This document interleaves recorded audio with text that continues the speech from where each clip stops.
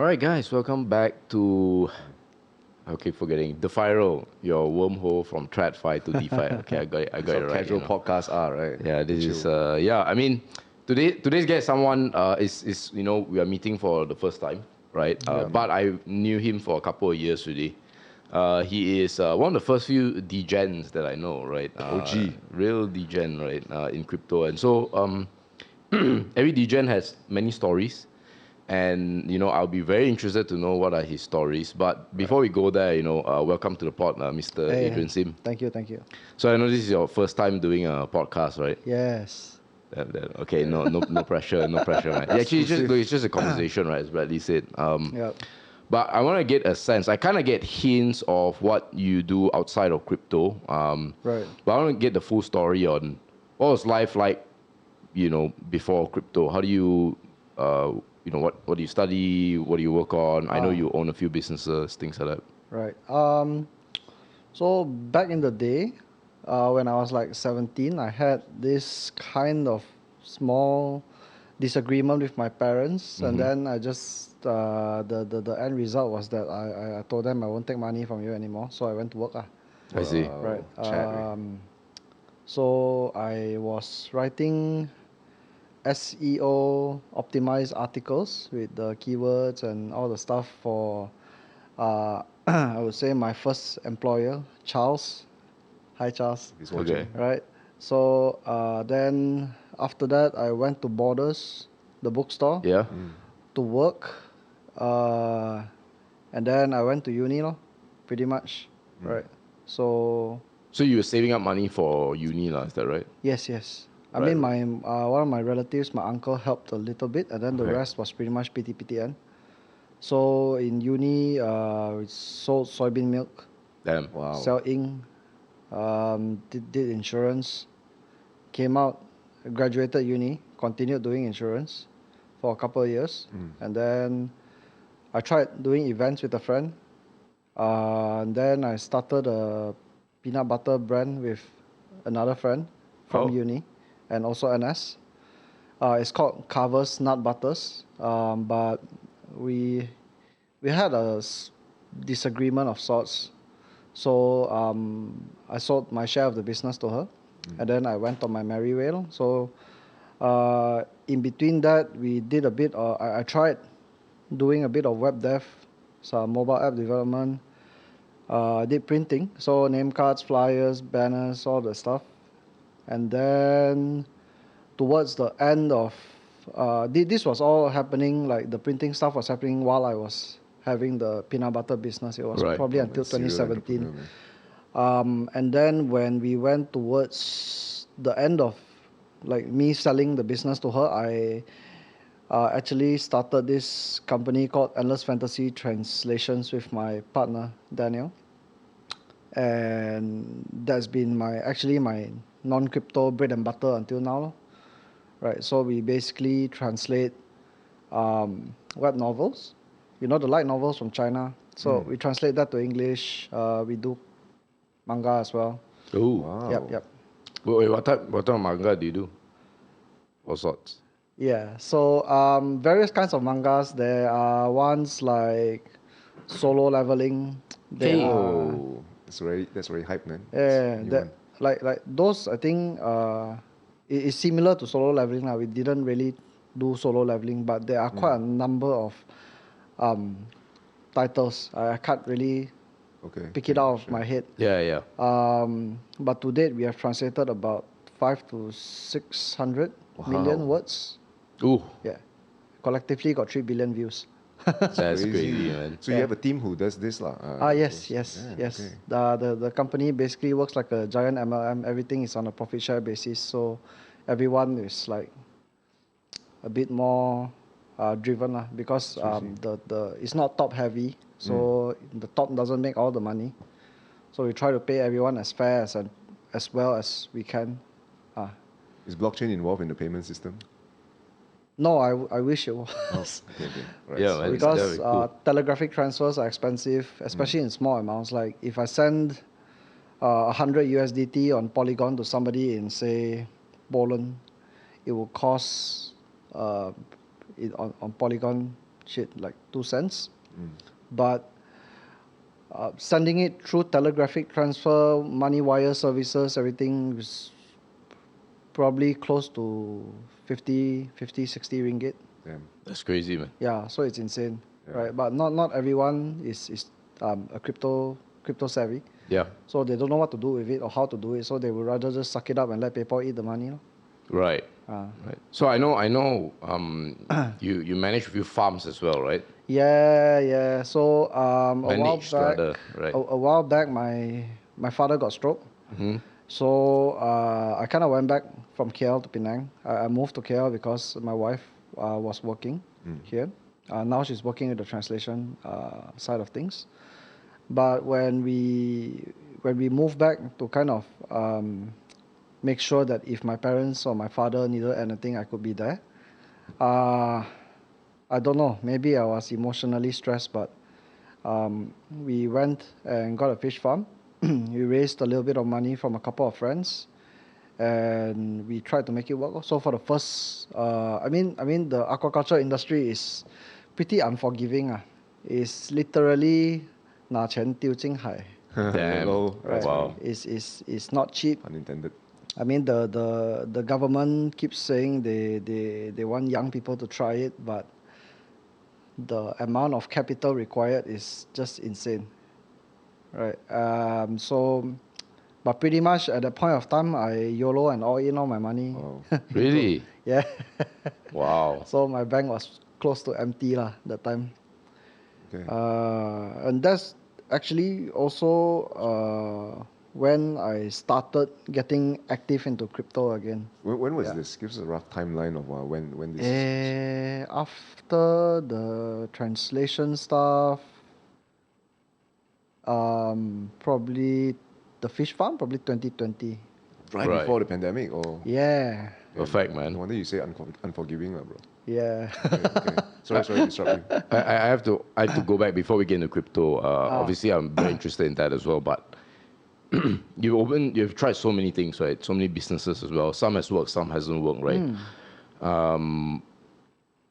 I really want to understand what do you think were some of the big lessons. So, for example, one that seemed from what I'm hearing that could have worked out well was the peanut butter one, but then there was a disagreement, for example. Yeah, Now, of course, I understand it can be sensitive with partners, Yeah.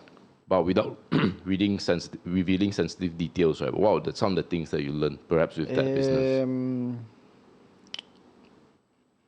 I would say get everything in black and white at the Huh. start. Ah, Like at the very start, it might be uncomfortable to talk about, but it would be best if you outlay everything on a piece of paper, a partnership agreement of sorts, even if it isn't a Sandramberhard and you are not doing a shareholders agreement. It's good to outlay what would happen if, say, the majority partner wants to sell and you don't want to sell, then you're kind of in a deadlock. Or if somebody wants to buy a significant stake and then the majority wants to sell everything and then you don't get to sell anything. How is that fair? So you can put in drag along or tag along clauses to protect both majority and minority, and then you can put in a deadlock clause to make sure that if you want to sell but this guy just tiam every day, you go and find him, hey bro, can do this? Cannot. Don't want. Cannot. Don't want. Maybe he or she just really hates your guts, right? right. So the deadlock clause is to prevent a deadlock. So all these things are then if just all the money matters, is good to get it out because money is money, business is business, friendship is friendship. You mix all together, it's recipe for disaster. Nicely put. Absolutely, man. Yeah. Then with regards to, because I know even right now you have a new farm, right? You're telling me you have a chili farm, right? Yes. So I think for a lot of people who have gone through some of the failures that you did, right? They were given up, Yeah. right? Yeah. So how come you're like, you know what? If fish farm won't work, I'll get another farm. Okay, this farm, less moving around, but Is Yeah. the fish farm story over already, is it? No, so last year in about October there was a huge kind of typhoon thing going on. It actually kind of broke my farm in half. oh damn. Yeah, so there was that, and then the farm is in a place called Sungai Udang. Ah, okay. So it's a sungai with a lot of udang farms next to it, hence sungai udang. Yeah, okay. So they were pumping seawater for the prawns, right? But when the rain came so heavily and so quickly, the salt water became fresh water and the prawns went bye-bye. Oh crap. Right. So a lot of it was, a lot of dead udangs were poured into the sungai, and the sungai like outflow a lot of kind of, I would say, not to say pollution, but a lot of unwanted materials, and then it kind of stirred up the seabed, and then a lot of gases kind of came up, Right. right? And then there was red tide. So basically the amount of the long story short is the oxygen concentration in the water like a bit GG. And then the fish that we were about to harvest like 1 month later for a pretty good payout, pretty much 80 to 85% of them died. Oh damn. Yeah, so we pretty much lost everything, and if we wanted to restart we could, but we would have to start from scratch again. No? So Yeah. is it ended or on pause right now, would you say? Right now it's on pause. We're still looking at options or what we can do, because we've put in quite a lot of blood, sweat and tears into it. I mean, I was in the ocean for 3 months. So that time, Really? yeah, if you see me, I was like super dark. Whew. Yeah. Okay. Then now we're just trying to see what we can do with the... Yeah, I hope you guys recover, because I still remember when I was having a Zoom chat with you, you say, was it on WhatsApp? You were saying that Yeah. actually there's a restaurant nearby that you all supply your fishes Oh, yeah, to yeah, them yeah. as well, right? Yeah, yeah, They yeah. can go there to eat. So Yeah. I was looking forward to that, and still look forward to that. But I mean, before we move on to the crypto stuff, right? Like, how do you bounce back, I guess, from things like that, right? Then try new things. Yeah, And, this new farm Maybe of like you yours. say, I'm a degen. right. Not, I don't know, I haven't really put much thought into it, but from a very young age, I would say, I kind of thought, I had this concept in my head, right? Like, if I took a degree, got a job, everything, I started working at 23 as a fresh grad. By the age of 26, I would have maybe 4K, 4.5K pay, right? But if I started, so that's the 3 year phase, right? But if I went out, did whatever I wanted to do, I can try insurance, peanut butter, events, whatever I wanted to try, basically to see what actually suits me best. Because everyone keeps saying, you find your passion, do something that pays and you love. But a lot of times passion don't pay lah. Yeah. So my logic was, if I really went out and screwed up for the 3 years, I could always go back to work, and my pay wouldn't be that much different, right? At the very least, the value or the knowledge that I had gained from trying my own stuff for 3 years would be worth something to the Your workplace. resume will be more stacked already at that point. Yeah, hopefully lah. Yeah. Thankfully, I have not had to use a resume. Ooh, okay. That's Success good, story, man. Of a Yeah, man. entrepreneur. So the latest one is a chili farm, with a couple of friends from my crypto group, right? Yeah, and we basically did like a community round of fundraising. We pulled money to kind of make it work together. Everyone is a shareholder. Ooh. Yeah. Right. So it was this was done on chain? No. Oh. It's actually a traditional business. The logic is everyone is so exposed to on-chain stuff that we wanted to have something that's off-chain to kind of... De-risk. Yeah, it's like mining fiat to go into crypto.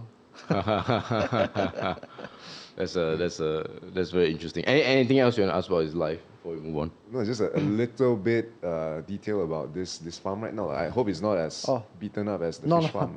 It's How's it doing? it's going pretty well. Okay. pretty spicy, right? Actually, yeah, it's pretty spicy. It's spicy. Yeah. Yeah. But like, how big and like what's the operations like for the farm? So we have a farming partner, so they handle all the farming stuff, right? It's about 9 acres now. We have 4.5 acres of chilies. We just transplanted. The land was pretty about like hilly. So we just flattened it, everything, prepared the land, prepared the cocoa peat, put the fertilizer mixture in everything, because cocoa peat by itself has zero nutrients.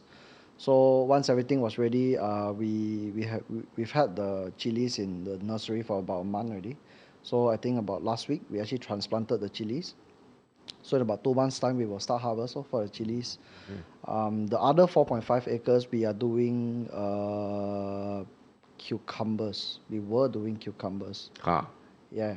So pretty nice, pretty fast cash crop. 45 days plant, then harvest for another 45 days, like 2 tons a day. And then now we are doing brinjal. Oh. Yeah, crypto's favorite vegetable. Yeah, man.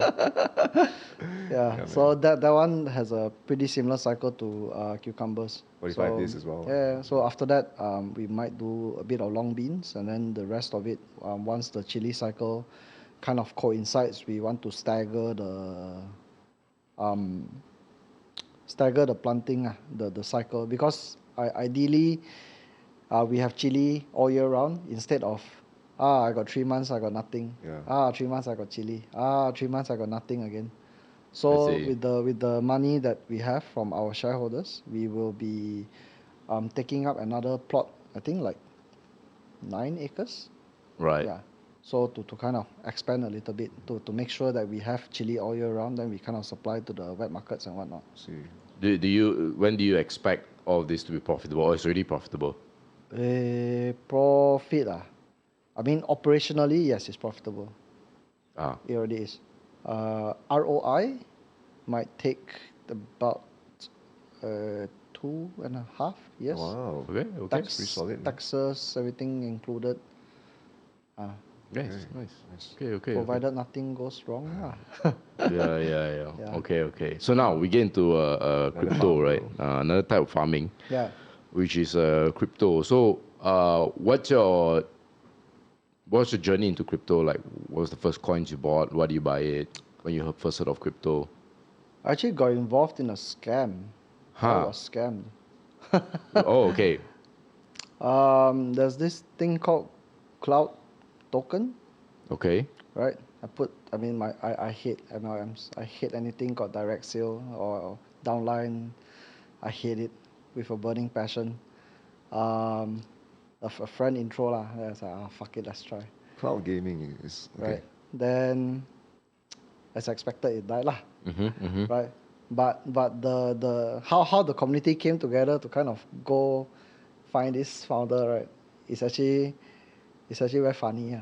Okay, yeah. So it's like you paid for a very expensive ticket to watch very funny shit for like 2 years. Then I got into another one, which is So I gave them. I started with 8 ETH, and I got a couple of my friends to join everything, and I think down the line, about a year after everything was going well.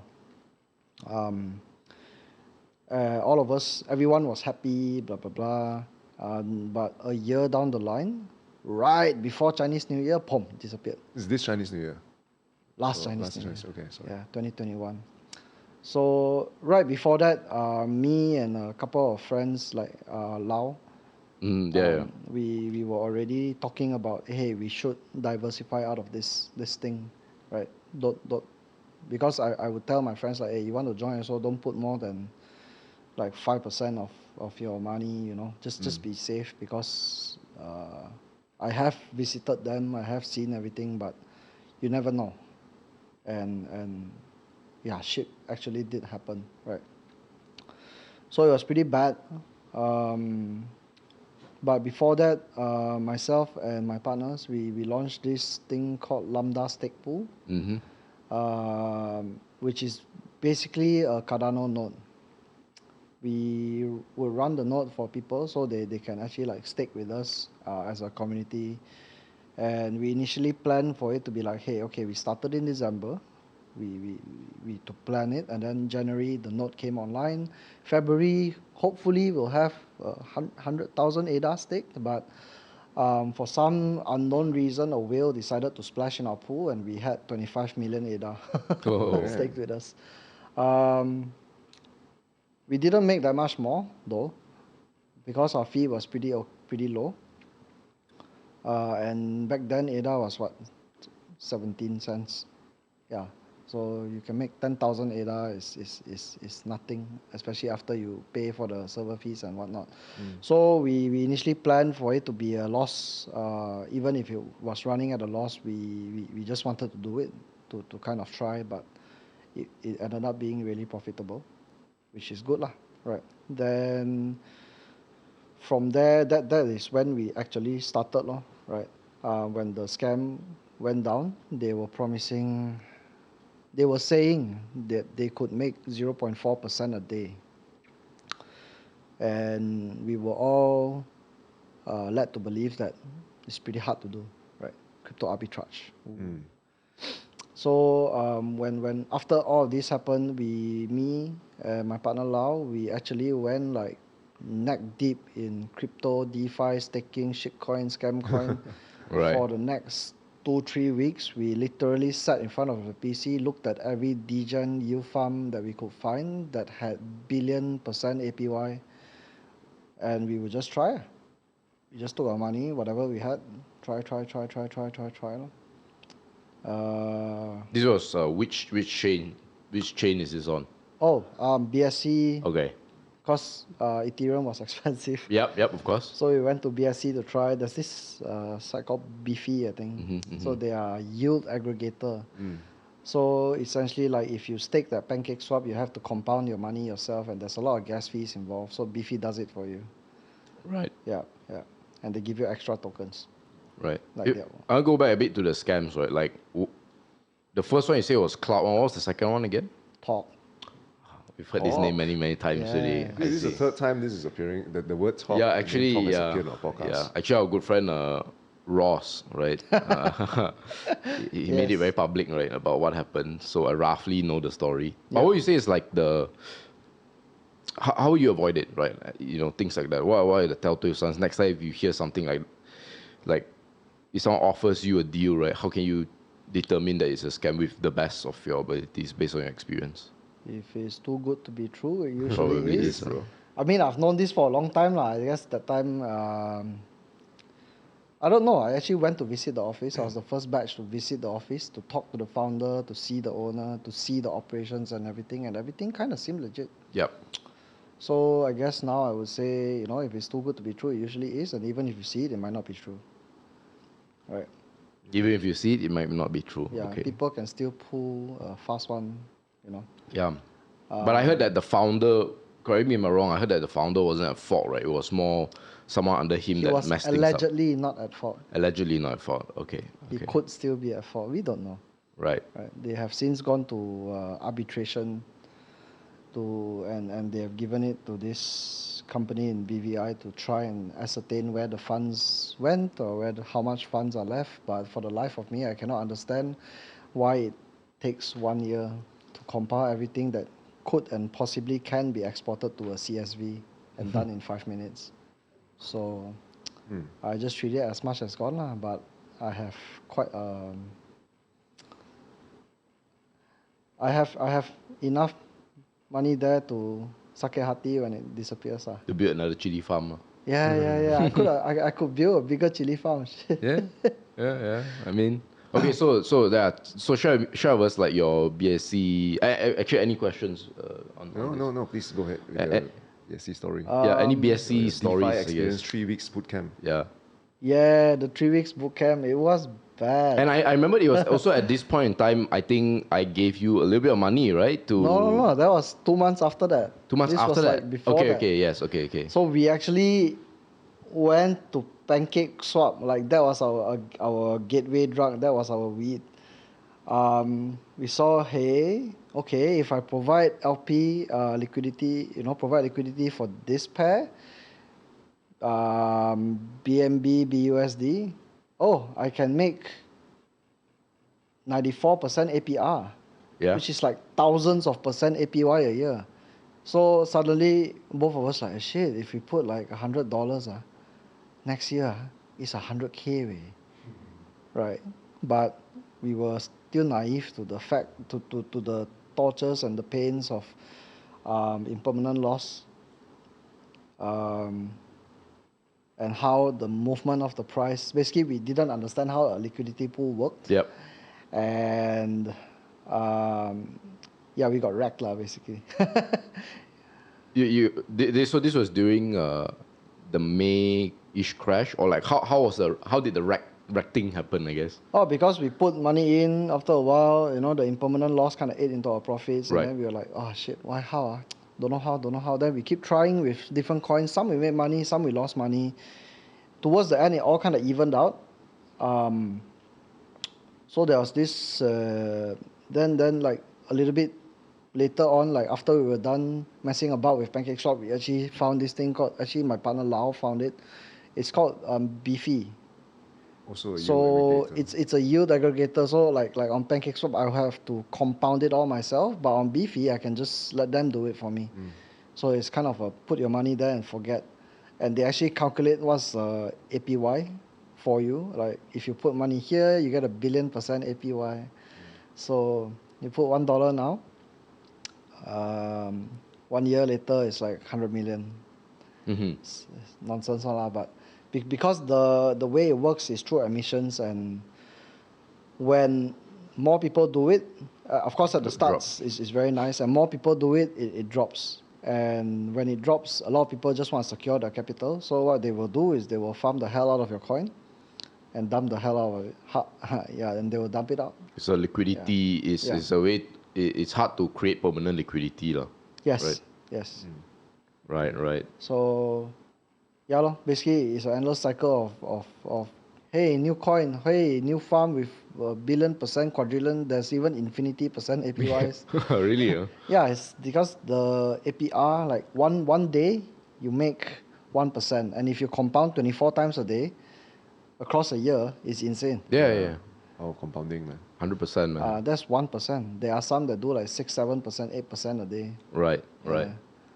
So that's the BSC shitcoin era. So like when I gave you the money, what stage were you at? What state of mind were you at? Do you still remember? Oh, I think I gave you probably in 1,000. April, May, March, April, What something. was, April. what was this story? Can you share a April. little bit? No, No. so I discovered him. I can't remember how I discovered you already. Was it? Lambda group, I think. It's a Facebook group, is it? No, it's a WhatsApp group. No, I but think it's the I WhatsApp wasn't. No, but I got added into the Lambda group by you. Yeah. So it couldn't have been the Lambda group. I knew you before that. Was it through Ross? Maybe. Oh, I think I know where it is. Where? The Malaysia Entrepreneurs Group. Then we were discussing. No, then I. Oh, okay. I have to tell the story. So I created this Instagram post for Viral. It's one of our very first one. Gabe, our creative director, knows this story. So I created like those fake tweets, right, to put on Instagram. I didn't. Wait. Actually, it's a real tweet. I actually put it on my own Twitter and then I paste it out and put it into Instagram. And then it was something like, getting a Lambo to show that you're wealthy is like getting Botox to show that you're good looking. So I posted this on the group, and then a lot of people, like I caught flack for that, right? A lot of people were saying like, oh, you're being sexist or all that. But in my head I was like, yeah, but you mean girls cannot get Lambos and guys cannot get Botox, right? Yeah. Right. Yeah. So but yeah lah, when people are emotional, it doesn't matter anymore. Then I think you Facebook messaged me and then you're like, wow, you're pretty your post is like pretty controversial, right? Then that's when we started, right? Yeah. That's when we started into like talking about you have you invited me to go to, there's a wine, I think you taking in Subang, you have a wine collection or a liquor collection. Oh yeah. Right. Yeah, it still has pending. Become very big now. Like. Yeah, exactly, right. So then that's when we were like, oh, what are you doing and all that, and that's when I gave some money. I was like, hey, let's just check it out, how you doing it. Yeah. So okay, continue. So basically, when you gave me that money, we have a small group of degens where we were testing out our yield farming strategies. I mean, we got rugged. We got scammed by this project called Team Rocket Finance. Was I? Kind of figures, right? Oh, the time I took out already, right? By then? No, you haven't even put in.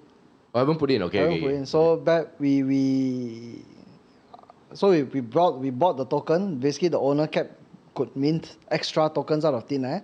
So he dump. The token went from $6 to like 1 cent. Yeah. Overnight. Wow.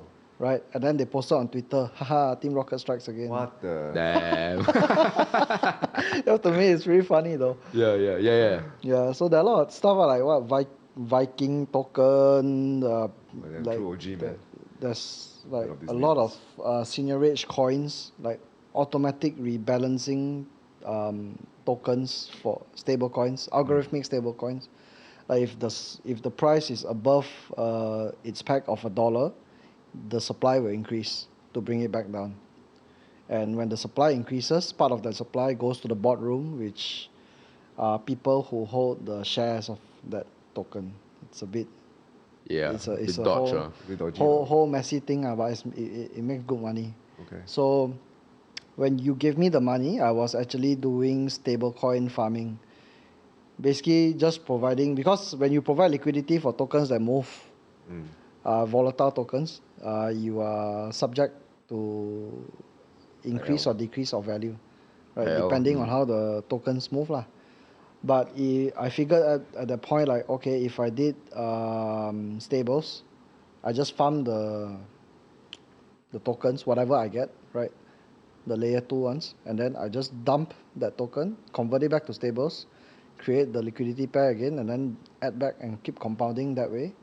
It'll be super safe. So yeah, so I did that for a while for a small group, our small DGen group, and then a lot of people were affected by that talk shit. So I said, hey, I'm gonna do it for free, for like as long as I can. I might charge, but it's stable farming. I remember this. Yes. It doesn't make much money, man. Right? It's like it's the equivalent of watching paint dry in crypto. It's about 10% APY. No, like 20-25, but still, it's very slow in that's like very low in crypto. So I did it for a while.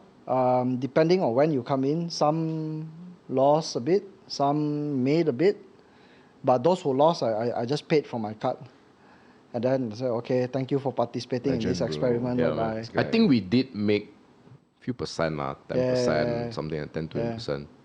Yeah, I just those who lost also didn't lose much, so I just paid everyone. Okay, thanks for participating in the experiment. Goodbye, guys. Have fun. Okay. So wait, but if it's a stable coin LP, right? That means you will lose money if a DPEG happens, am I right? Or no? So we were LPing for the algorithmic stablecoin. It was not USDT, USDC. It was BDO, BUSD. So this B dollar thing, fluctuates. it was dumped to hell. It Shit. went from the $1 pack to about freaking 40 cents. Oh. What a DPEG, man. Yeah. Then one day later, it went back up to 80 cents, and I'm like, hell yeah. Dump. Hey man, our previous guest Matty also talked about it. Iron Finance. He got into Iron Finance. ESD as well. Oh, also. Iron Finance, yeah. Yeah. Iron Bank. All this. So that was that time, no? Right. My partner was doing LP, but his one was like volatile, higher return stuff. Right. Yeah. Okay. So now we talk about Lambda Society, right? Because I think this is probably around the time where things started to pick up for Lambda, and then you all got into Axie, if I'm not mistaken. But before that, right, give us a sense of what is the purpose of Lambda actually. So we essentially started Lambda as a stake pool. Yes. Right? To do the staking one, stuff, right? And then once we began to realize that actually 0.4% a day is not that hard. It's quite easy actually in crypto. So, but that being said, there are not a lot of crypto natives in Malaysia. A lot of our exchanges, our approved exchanges, Ross is gonna hate me for this, have only 5 tokens. Yeah. Right. Okay, we flame him also. Yeah, okay. all the time, man. Cannot. I have to be nice. Right. So so a lot of Malaysians only know Bitcoin, Ethereum, Litecoin, Bitcoin Cash, or Ripple XRP. Yeah. The forbidden coin. So we wanted. So after that, we kind of, hey, okay, let's build a community and teach people how to do all these things for free, we didn't charge. I mean, we have since stopped doing these classes because Tiring. tiring is one. We are not compensated for it, and some people actually, they just end up being degens. They don't even look. They just want to press button, buy, right? So we did that for quite a while. There was quite a good response because there were other people who were charging $50 USD just to learn how to use PancakeSwap, which is the equivalent of paying 200 ringgit just to learn how to use your savings account and do it now. Yeah, it's criminal, I feel, right? But if you're gonna provide a service and people are willing to pay for it, hey, more power to you, man. Yeah. Yeah, we can agree to disagree, but hats off to the hustle. I mean, you're not cheating people's money, like. Yeah. So we did that for a while, and then I think my partner Lau was speaking with our other partner, Takwa.eth, about and one of the Genesis scholars about, hey, we have some Axie, you want to rent it out, do a scholarship. And then I just kind of butt myself into the picture and say, hey, bo chio. So, okay lo, chio lo. So we all did it together. But ended up it's just me, Takwa, and my partner, Lau. So we started off the Axie scholarship. Then, it's pretty small. Did a bit of breeding. Then it grew. And then we did a community fundraise. Back then the numbers were really good. Yeah. Right, because when we actually got in was about 3 cents. When we started, when people actually expressed interest, like, hey, can I give you money, and then you all build out the Axie team, and then we get a cut of that profit. That was when it was like 10, 11 cents. This is SLP price, right? Yeah. Okay.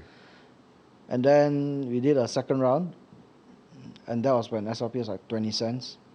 Everyone was like, yeah, it's gonna go to the moon, But as with all things in life, shit hit the fan. Yeah. Right. So things came crashing down. But the initial idea for Lambda's play to earn Lambda clan actually still stands true. We actually started it because we saw that just by playing a game, you can make minimum wage in Malaysia.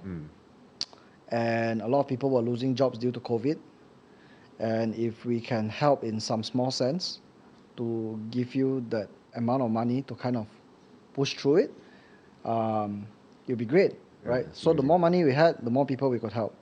And that's what we kept on doing. So at one point, we were almost at 600 scholars. Yeah. You guys at one point were the second or the first, right? Largest in Malaysia. Yeah, we were initially the largest, and then Monstax kind of went ham and got to 1,000 scholars. Yeah. And now there are plenty of Malaysian scholarships, Singaporean scholarships that are well over 500 scholars. So it's good lah. It's good to see it grow.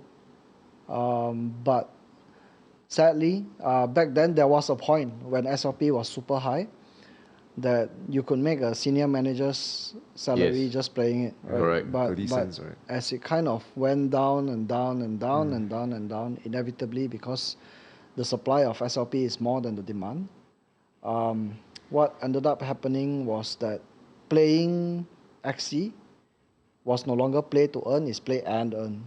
Right? You are not earning as much. You're making probably 100 ringgit a month. Yeah. Right, and 3 hours a day is probably not worth your time. You actually do make more standing at a McDonald's now. So, unless you actually enjoy the game, then different story lah. That's why I said play and earn. Yeah. But at the peak, right, when you had 600 over scholars and all that, what was it like managing all this? Because I can imagine, you have to manage payouts, you have to manage calculation, and then of course, some people you have to also, because we ran a small tiny one just to see, right? Then you got to make sure that they don't have 2 accounts in one, multiple login, and then you have to make sure that they are up to speed, so someone have to go and push them, hey, do you play today, things like that. What was it like actually? It was a bit of pardon the French, but a bit of a clusterfuck at the start because so the claiming, of SLP from 600 accounts is hell. It's terrible, right? It's not nice to log into one account at a time, so we had a Python script running to do that for us.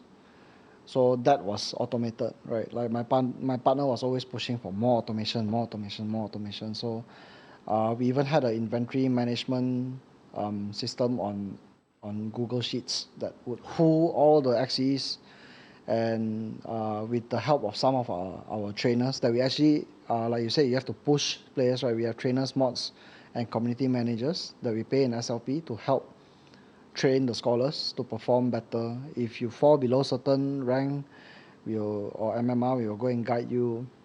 If they have any problems playing, they can like set up a calendly with the trainers to, hey, you know, I need help with this. How do I do this? Is there any way I can be better? So we set all that up. And then yeah, so the managing part, it was a bit of hell because sometimes, you know, you send all the tokens and then shit, sometimes you just make mistakes and then you have to contact them, hey bro, can send back. Yeah, yeah, the wrong send to wrong scholar lah, right? Yeah. Or we double send. And then because Ronin is a bit funny, you know, funny numbers. Sometimes when the transaction goes through on the wallet, it says dropped. When it doesn't go through, sometimes it says success. And in both cases, sometimes it doesn't even show on the block explorer. That's right? crazy. Even when Dude, it that's goes crazy, through. man. So we cannot track anything, right? So much for blockchain. Yeah, wait.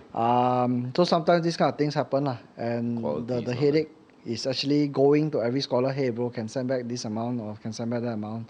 So mad props to our trainers. They actually went through one by one, coordinated everything and to get it, most of it back. Right? There's definitely gonna be some who is like, I don't know what you're talking about. It's like, dude, we can see the money leaving your wallet, right? And he's like, no, I'm out, bye.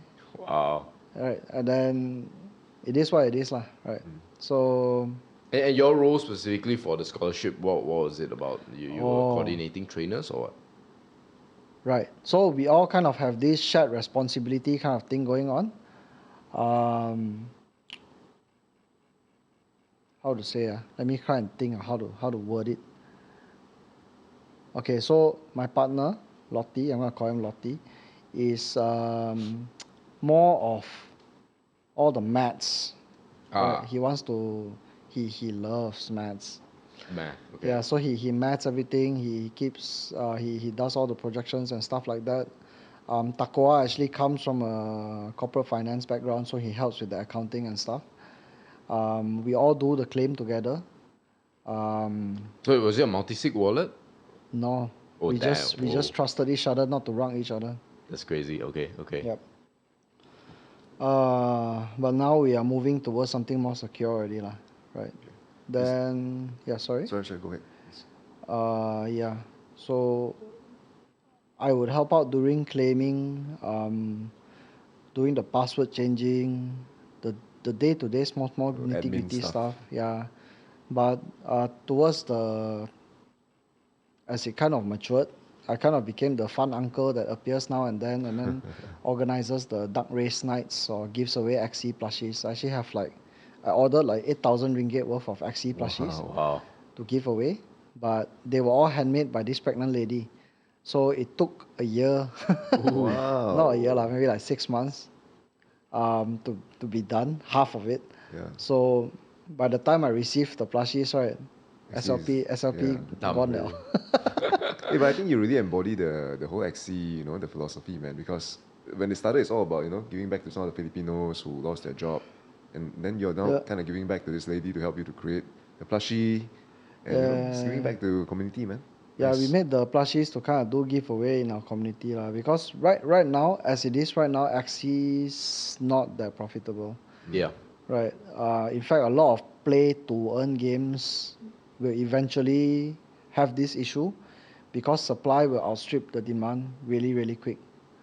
As time goes by, there's gonna be a phase where okay, we just start, wow, bullish, wow, the price keep going up, buy more, swap, and then when people start cashing out, when the first big red candle goes, everything will just cascade. Yeah. The demand will suddenly get sucked. Yeah, because everyone will be scared hey shit, I put in at 40 cents. Why? Suddenly today is 16 cents, bro. But it's either you really believe in them or you're just scared for your life and you just want to cash out. Yeah. Yeah. It's crazy, man. So then, what is Lambda, the Lambda clan right now? Like, 600? Right now, How many you got? we have downsized a little bit to 200 to make it a bit more manageable. SLP is not as high as it was, so as much as we want to pay our trainers a proper working wage, it is not possible with how SLP is right now. We are running the scholarship more as a community building thing right now. So, because we still think that Lambda as a community is can provide that kind of value, especially to people who are new to crypto, right? And we still want to. So we are gonna run the scholarship as long as we can, and help in whatever small way that we still can. Yeah. Nice. Anything else you wanna ask about Axie and Lambda? No, I think Yeah. I exited Axie myself in October. You exited Oh, you were early this year, lucky. right? But I was always been a scholar for actually one of our friends behind Yeah. the scenes. What? Let's say if I were to join Lambda right now, maybe for the audience listening, what kind of, I suppose, expected payout or salary can they get? If you And get all paid the every other single day stuff lah. as well. All the other intangible stuff as well. Okay, so we have this group called Out Lambda's Out Hunter, right? Yeah, I'm part of it. Yeah. Right. So as you can see, that is the active chat. It's full of degens. Absolutely. There are a lot of whales. There are people from all walks of life, from people on Wall Street to CEOs of listed companies who do not really want to dox themselves, and just plain old degens like me. But coming into Lambda, you can we actually have the normal group where Ross is in.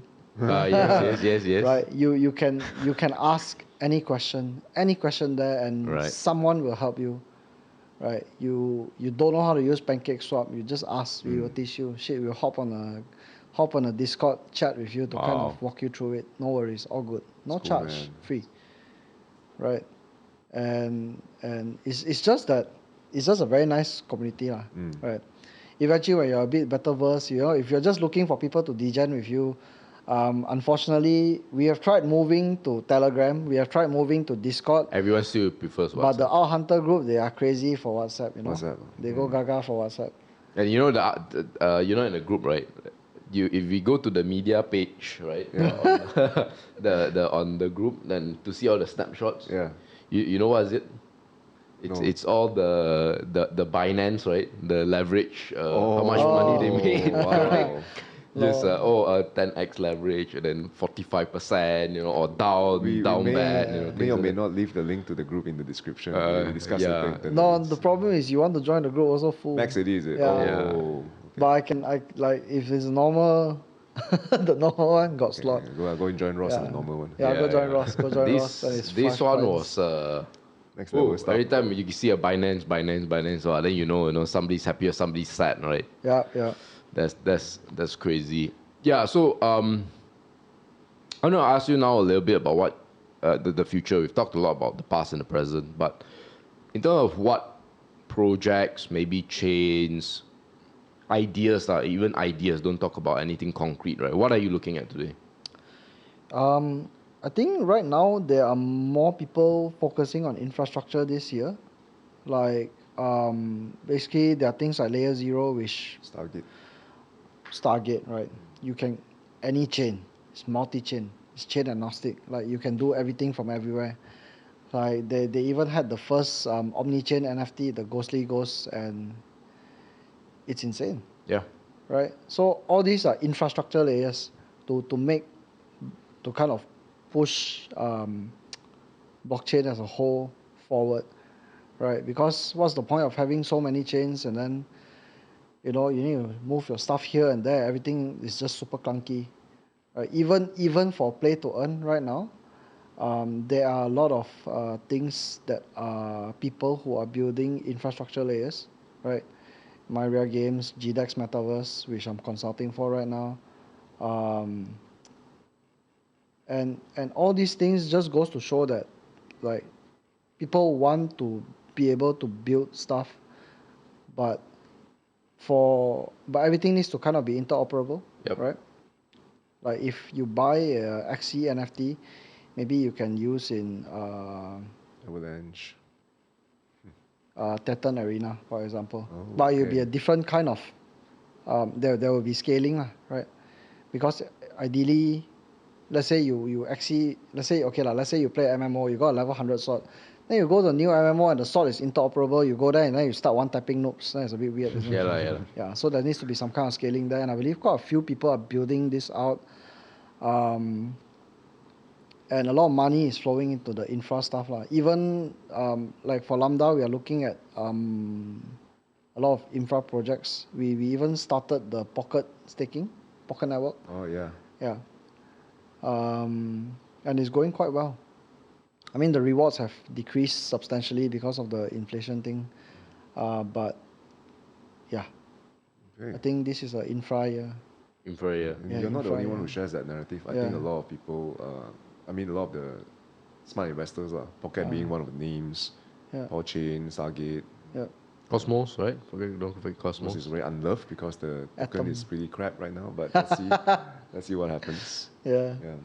Yeah, I mean like, but how would you say, right? Or if you will give advice to someone who wants to take advantage of this, how do you go about it? Because as with anything in crypto, right, there are layers to the kind of risk you want to take, Yes. right? Like if you want the lowest risk, we know what to do. Bitcoin, right? Stable. Then on the other spectrum is infinity APYs or whatever. How do you give advice to someone who wants to take advantage, on this omni-chain, cross-chain, whatever name you use, this narrative? I think that one is like somewhere in between Infinity APY and Yes, and super Bitcoin. safe, right? But I think if they are they super new to crypto? Oh yeah, how would you break it down for them then? Let's say new, medium, and degen. How will you I mean, take advantage? if you're DJ, you already know what to do. Yes, correct, right? correct. So new and maybe if you're intermediate. new, maybe learn about how liquidity pools work, how the different swaps work. Yep. What's an automated market maker? Why is it called decentralized? Might want to pick that up first Yes. before going into anything else. But if you are already you know about crypto, you know to use Binance, you know to use all the DEXs and the SEXs, just read a lot, lor. Yeah. Right? There are a Right. lot of things like there's this daily newsletter called the Daily Ape. By Yep. Aaron Yeah, Lau. you can Correct. read that. There is a list of airdrops coming up that you can read, that you can farm. We subscribe to Delphi Institutional Pro for a substantial amount, Yep, yep. Newsletter. and that gives a lot of insight to market movements and whatnot. We subscribe to this. There are a lot of news, Okay. right, that you can read to kind of get a grasp on what is going on, where it's going on, how it's going to go on. But aside from that, I don't think there's much you can do. Just DCA in, or if it's something that you really believe in. All right. Yeah. Yeah, I think the sense of I think there's really no structure to obtaining knowledge in crypto. You gotta first have passion and interest, Yeah. and you definitely have tons of it, right? To really go into all these different news, different I updates. actually don't read much. My partner reads a lot. He's like crazy for news. This So- is you're talking about Lao, right? Lao. Yeah. I'm a bit more. I mean, I've been out of the market since December. Yeah. I've stable 80% of my pot. Yes. Move. Yeah, so 10% is for my degen, whatever I want to click play. The weird play to earn games on the offside. The other 10% is for DCAing into all this infrastructure.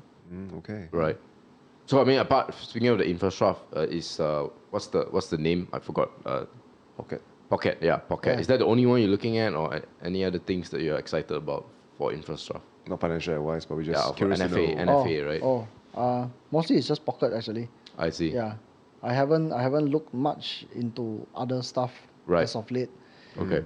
Because I've been quite busy with the chili farm. I see. I see. I see. It's a good break lah from the madness that was last year. Yeah. Last year was madness for Yeah. crypto, right? Pretty much. Everything was up, then down, then up, then down. Oh heart yeah, attack. and then NFTs and all that. Yeah. Madness hasn't ended though. It's still ongoing Yeah. right now. It's gonna keep going, man. So as a last question, right? Then I'll pass it on to Brad. What are your favorite just coins in general? Oh, Like let's say, right, you have a bunch of money, all your money, and then you have to hold it for 20 years. Okay, when you buy it, you can't touch it, you can't sell it anymore. In the next, let's say 10 years, 20 years very long time. Let's use 10. 10 years. Still a long time, but yeah. What would be the coins that you hold? Bitcoin, ETH, ADA, Okay, the standard lah. big, The blue the big chips. bros are mostly ETH and ADA, but I will still purchase like maybe VeChain, Mm-hmm. right? There are quite a lot of things. Like ADA is good, Right. right? But they need to sort their smart contract out because it's slow Yeah. as fuck. So that's Yeah. one thing I don't want to Yeah. dive deeper into, right? Because we are heavy in the Terra Terra. ecosystem. Oh the yeah, blockchain, Terra all is that. sick. Hell yeah, buy Lunatic So- Army, let's go. So I mean, we try not to. I mean, I try to be personally unbiased lah. But I mean, if you spend enough time on Terra Twitter, there sometimes can be a bit toxic on. Hey, Cardano's not doing much. Cardano stable Polkadot's coin, not right? doing That's much. Yeah. So I want to understand what about Cardano are you bullish on that you want to keep it for the next 5 to 10 years? I actually bought Cardano when it was like 11, 12 cents. And then at one point it was like $3. Yeah, Then 30x for you, man. cash out a lot.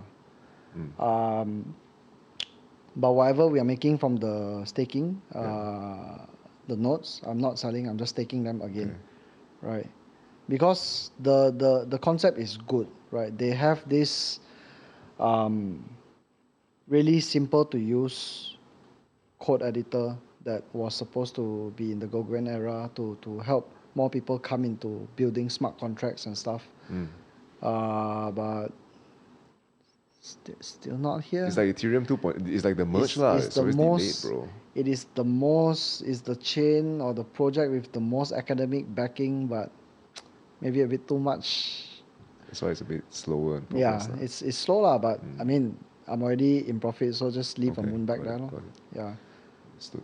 but Bitcoin, yeah, definitely. I think slowly, surely it will go up. If you're gonna hold it for 10 years, might as well hold that. Lor. Right, ETH as well. Yep. Because as much as people want to say, oh, I can build this layer 2, oh, I can build... All of you are just fucking ETH. Yeah, pretty much. Yeah. It's the same stuff, Be man. honest, you gotta accept that as a reality, man. Yeah. Yeah. Right. Fantastic, man. Any last questions on your side? No, I suppose since let's take this as a chance to shout out to your Lambda Yeah. crew. Where can people find you as well? Yeah. Anything you want to say to them though? Like if they're listening right now. Right. Super grateful to all the trainers and my partners in Lambda. Like right now, we are not even making much financially from Lambda, but a lot of them are actually sticking around, helping out, building it as a community, regardless of what's happening. Yeah. Right. A lot of them have made it in the NFT space, 50x, 100x, and super happy for them. Super glad that we were able to be part of that. But yeah, all in all, just pretty glad that they were here with us to build Lambda. I mean, some of them have moved on. That's totally fine. But for those who are still sticking around, thank you so much. Right, like we wouldn't have been able to do it without you guys. And glad you're still here. I mean, a testament to who you guys are as people, to be honest. Yeah, Hearing yeah. your story. I would want to stick to a Yep. clan with a Thanks. leader like you, bro. It's not just about money, lah, I guess, in that sense. Yeah. But where can people find you if you want to be found? Right. we're Just join the Lambda Discord or we put the WhatsApp link. Ken? Yeah. Ken, the Lambda WhatsApp link. Yeah. Can I do find that. you at your chili farm as well, bro. Yeah, you can find me at Chifa. Actually, we're planning to do visits every 2 weeks. Hey, bro, you should do a crypto bro visit or What? Lunatics Malaysia So visit. you know. chili. Oh, come. Yeah, I see. right. Yeah, maybe go. The support. initial plan was to tokenize it, but there was a lot of the chili farm, but I mean, there hence was a lot VeChain. of red tape Ha, understand. to make it all possible and legal and Yeah. everything. Yeah, Understand. because it's not. We the Securities Commission in Malaysia, you cannot offer a security securitized token. So Correct. yeah. It is what it is. Maybe in the future, who knows? But yeah, Yeah. guys, Looking at you know, Ross. Adrian, thank you so much for coming on. No right. problem. It's been I think your story is very unique, and it's only going to become more unique, right? Yeah. And guys, you know, before we sign off, remember to like, comment, subscribe if you're listening on YouTube. You know, follow us on Spotify, things like that. And share this video with your friend who wants to become a degen, right? Who wants to, you know, who wants But to. I'm barely a degen. No, There are some crazy degens in Oh yeah, right. I mean, you see them do it all the time. 100%, man, 100%. So, hey guys, signing off. And any last words, Bradley? No, yeah, we'll leave the relevant links on in the description. We'll get it from you Yeah. later, Adrian. Thanks. All right, man. Guys, sign off. Peace out. Bye-bye. Thanks.